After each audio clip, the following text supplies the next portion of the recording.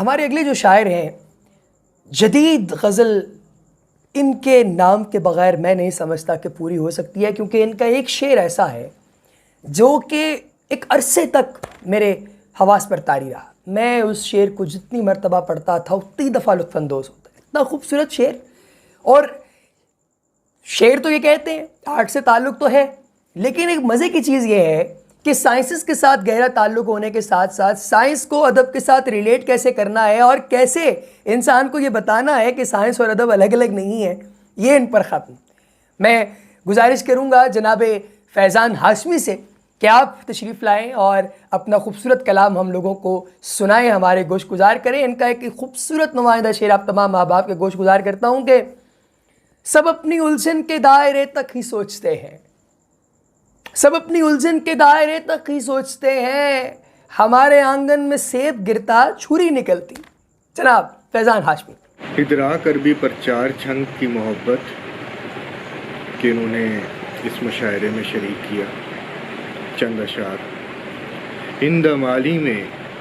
یہ احساس زیاں تھا پہلے، زخم تو بعد میں آیا ہے نشاں تھا پہلے، پٹڑیاں بعد میں وحشت کی علامت بنی ہیں، خودکشی کرنے کو گاؤں میں کنواں تھا پہلے،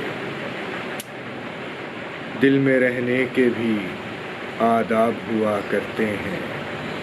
تجھ کو معلوم نہیں کون یہاں تھا پہلے، دل میں رہنے کے بھی آداب ہوا کرتے ہیں، تجھ کو معلوم نہیں کون یہاں تھا پہلے، ایک سگریٹ تھا میرے ہاتھ میں ایسے کہ قلم، یعنی جو شعر ہوا ہے وہ دھواں تھا پہلے، یعنی جو شعر ہوا ہے وہ دھواں تھا پہلے۔ اور کچھ اشعار کے کوئی خزانہ چھپا ہے کہ آئینہ ہے میرا، تمہاری آنکھ کے صحرا میں ایسا کیا ہے میرا، میں اپنی خوشیاں اکیلے منایا کرتا ہوں، میں اپنی خوشیاں اکیلے منایا کرتا ہوں،